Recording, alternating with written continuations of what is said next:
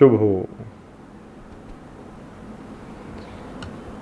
अब हमारे सामने प्रश्न है, संबंधों में मेल कैसे आए? How we can achieve harmony in relations. बहुत ही सुंदर प्रश्न है भाई।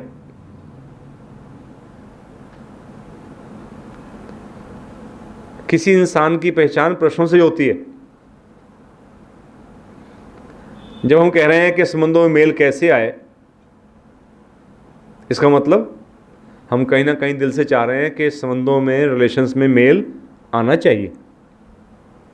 पॉजिटिव सोच है, भाव अच्छा है, सोच अच्छी है। जहां चाहा वहां रहा। जब सोच यह है कि संबंधों में मेल आए तो रास्ता मिलेगा।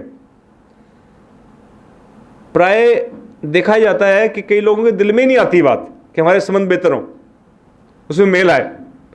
जब यही नहीं आएगा तो राह भी नहीं मिलेगी। चलेगा नहीं, आदमी देखेगा नहीं इस तरफ, बता भी दो तब भी सुनेगा नहीं। तो ये हृदय कितने मुबारक हैं जो प्रश्न पूछ पा रहे हैं। अगर आप पूछ पा रहे हैं तो, नहीं पूछ पा रहे तो पूछ लीजिए अपने आप से, मन में लाइए प्रश्न ये वाला कि संबंधों में हितकर मेल कैसे आए, संबंधों में हार्मनी कैसे आए। बहुत जोर होना चाहिए इसके ऊपर, आकांक्षा होनी चाहिए गहरी जानने की, तो रास्ता मिलेगा, चलने का बल भी मिलेगा। तो कुछ कॉमन फॉर्मूलाज हैं, सूत्र हैं, जिन पर चलकर हम मेल की ओर बढ़ सकते हैं। आप देखिए मेल कब आता है। आपने देखा होगा रिश्ते होते हैं, लड़का लड़की विवाह में बनते हैं, तो उससे पहले उनसे मिलिए अगर आप परिवारों से, तो आप पूछिए लड़का कैसा है, तो क्या बताएंगे आपको, उसके गुण या अवगुण। लड़की कैसी है, कहिए बस पूछो ना जी, साक्षात लक्ष्मी है, उसके मुंह में जुबान ही नहीं। लड़का कह जी गाय है, बस बिल्कुल गौपुत है, वो तो घर से निकला ही नहीं कभी जी, बस बहुत ही बढ़िया लड़का। 10-10 शिफ्तें, तारीफें, गुण आपको बताए जाएंगे। रिश्ता होता इसलिए, मेल होता इसलिए जब हम एक दूसरे के गुणों को देखते, और जब अवगुण देखने लगते हैं तो अनमेल हो जाता है। गुण देखना थोड़ा मुश्किल काम तो है, लेकिन अगर देखने लग जाए हम तो मेल की ओर बढ़ेंगे। वही घटना से बात समझ में आती है कि आदमी आमतौर पर नेगेटिविटी देखने की कोशिश करता है और दूसरे पे ऑनर्स रखता है, उसका ठीकरा दूसरे पे फोड़ता है। एक बार एक ENT स्पेशलिस्ट, जो कान नाक गले का विशेषज्ञ होता है, उस पर एक सज्जन गए और कहने लगे, श्रीमान जी मेरी श्रीमती जी को ऊंचा सुनता है, आप पे कोई हल है उसका? कहते भाई बेटर उनको लेके आए आप, लेकिन चलो आप आई गए, आप बताइए कि कब से ऊंचा सुनता है उनको। कह जी पिछले 1 साल हो गया मुझे देखते उसको, कई बार बात कहनी पड़ती है। कहते अच्छा कितनी दूर से नहीं सुनता उनको, मतलब कितने पास तक सुनता है, उसके बाद सुनना बंद हो जाता है। कहते ये मैंने ऑब्जर्व नहीं किया। कहते कोई बात नहीं, फिर मैं दोबारा आता हूं सर आपके पास डॉक्टर साहब, और मैं देखता हूं इस चीज को। उनका ठीक है, फिर मिलते हैं। और श्रीमान जी घर गए। अब पुराने ज़माने में आपने देखा होगा, पीछे 2 कमरे, आगे वरांडा, फिर आंगन खुला, ओपन टू स्काई, फिर जोड़ी सी रास्ता, गेट। कई स्टेप्स के बाद आदमी अंदर कमरे में पहुंचता है। तो गेट पे पहुंचे, लंच का टाइम था, तो देखा श्रीमती सामने कमरे में बैठी है, बीच में गेट, रास्ता सा छोड़ा जोड़ी, फिर आंगन, फिर वरांडा, फिर कमरा। उसने वहीं से पूछा गेट से, गेट खोलते ही, भाग्यवान आज क्या बनाया? चुप, कोई आवाज नहीं। आंगन में पहुंचे और फिर पूछा कि मैं दोबारा पूछ रहा हूं तुम्हारे से, भाग्यवान आज क्या बनाया खाने में? कोई आवाज नहीं आई। अब वरांडे में आ गए, फिर पूछा, तीसरी बार पूछ रहा हूं, भाग्यवान लंच में क्या बनाया है? कोई जवाब नहीं। आखिर श्रीमान जी कमरे में पहुंच गए। वो कुछ चावल बीन रही थी, बैठी अपने, बिजी थे अपने काम में। उसने जहां जाकर कहा, बिल्कुल पास जाकर, श्रीमती जी, भाग्यवान तुम्हें सुनता नहीं क्या? चौथी बार पूछ रहा हूं कि भोजन में, लंच में क्या बनाया है? तो श्रीमती जी कहती हैं, श्रीमान मैं चौथी बार ही बता रही हूं कि खाने में राजमा चावल बने। आप समझ गए होंगे कि सुनता किसको नहीं है। सुनता श्रीमान को नहीं है, ब्लेम किसको कर रहा है? श्रीमती को।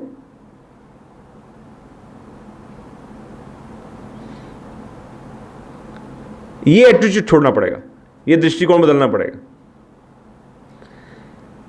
अगर सुन नहीं रही मेरी बात तो मेरे कान भी खराब हो सकते हैं।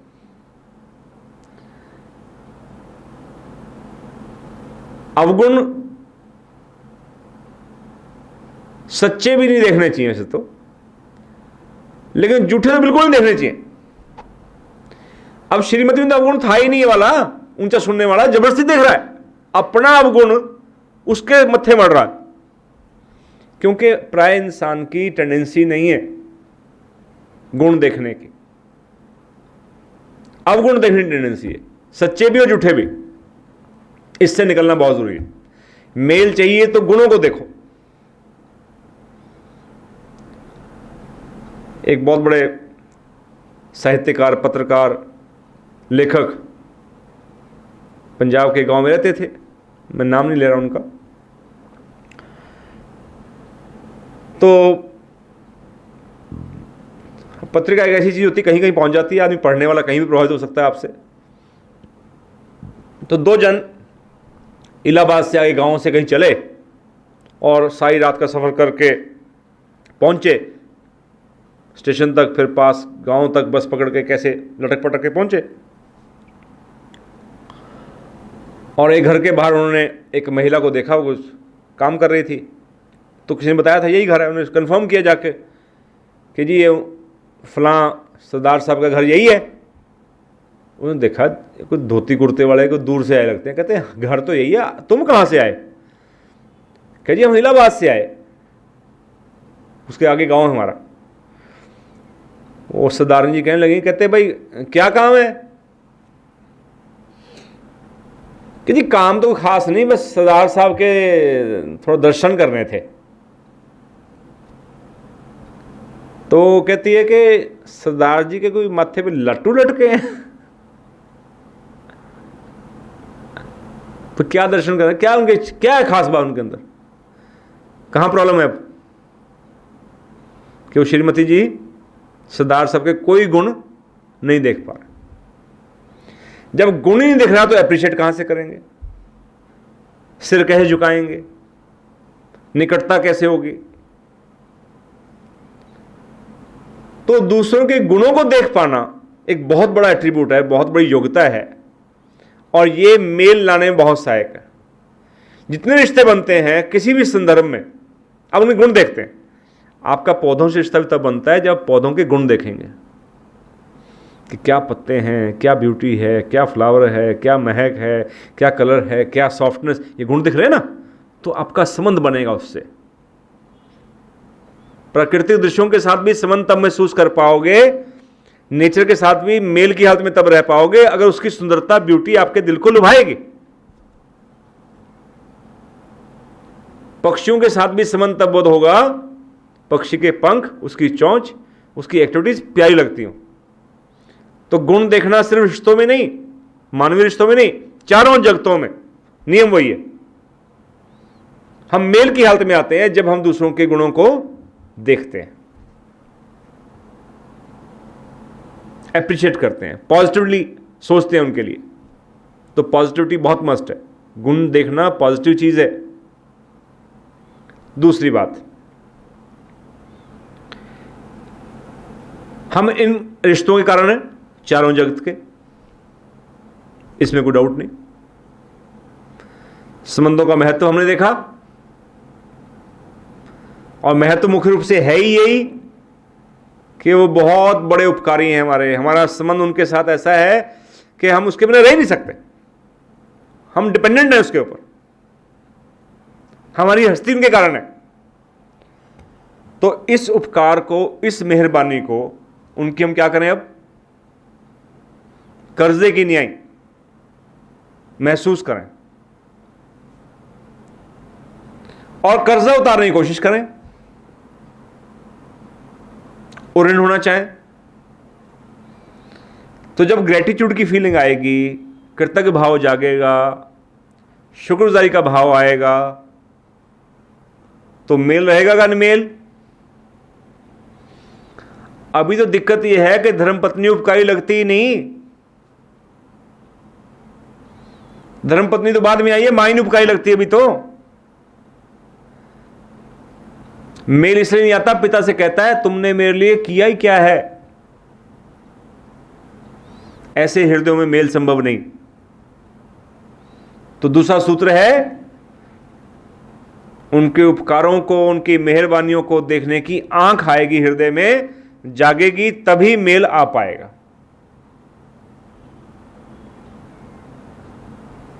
पशु जगत पर जुल्म कब तक रहेगा, वो उपकारी लगते ही नहीं। ये किसी भी रिलेशन में अब ट्रू है।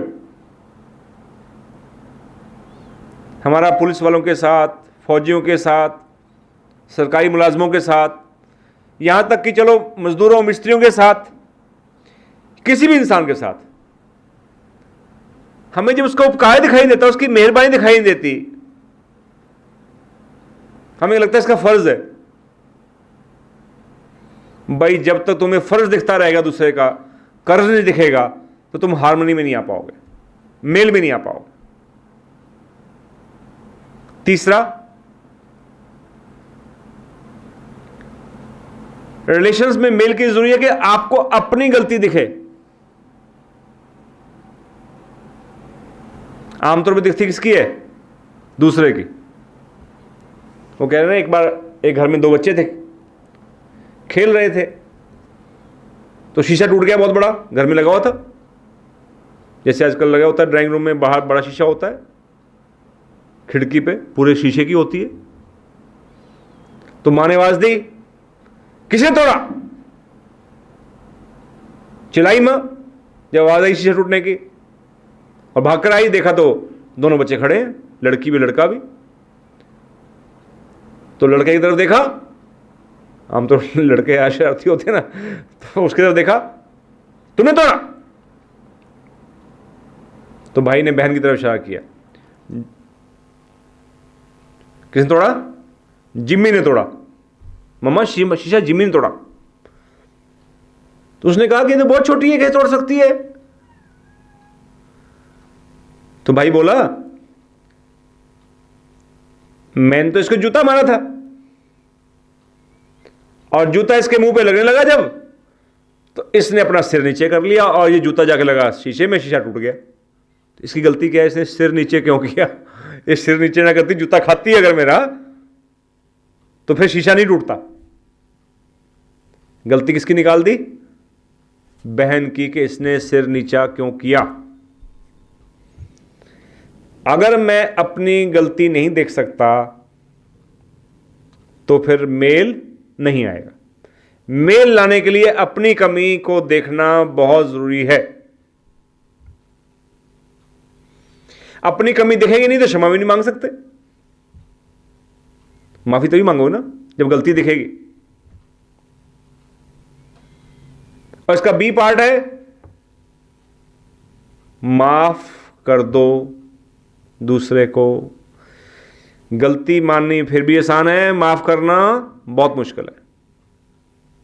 किसी ने बड़ा अच्छा लिखा और कहा, जिंदगी को शांति से जीना है तो दो ही तरीके हैं, या मेल में रहना है, दो ही तरीके हैं।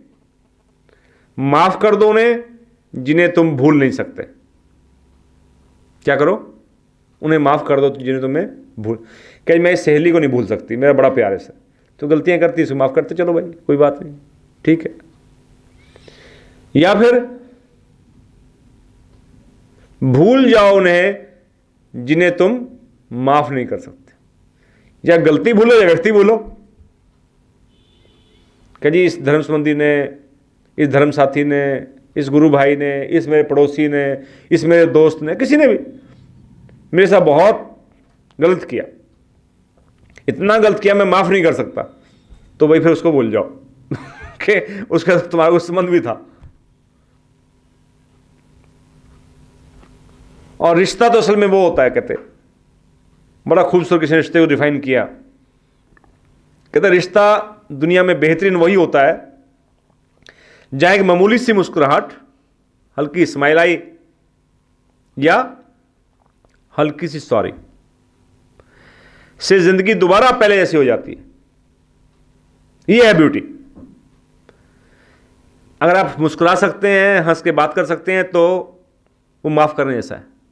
जब हम माफ नहीं करते, मुस्कुराते नहीं देख के व्यक्ति को, इससे गलत काम हुआ, कुछ चीज टूट गई, तो 2 दिन 3 दिन 4 दिन वो मेरे सामने तो आ रहा है, लेकिन मैं उसको देखा मुस्कुरा नहीं रहा।